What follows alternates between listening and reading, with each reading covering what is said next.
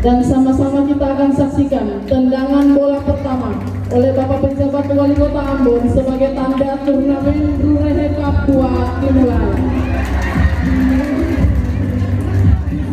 Ulang.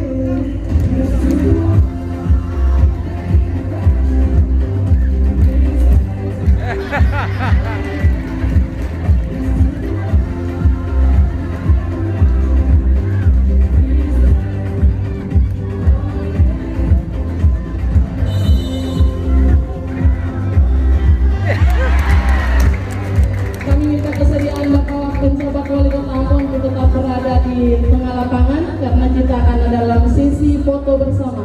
Untuk itu kami minta kesediaan Kepala Desa Galala, Direktur BUMDes Rurehe, Ketua Majelis Jemaat GPM Gatik, Camat Sirimau, Kepala DP3 AMD, Kapolsek Sirimau, dan Kapten dari kedua tim yang akan bertanding untuk bergabung dengan Bapak Penjabat Wali Kota Ambon untuk ada dalam sesi foto bersama.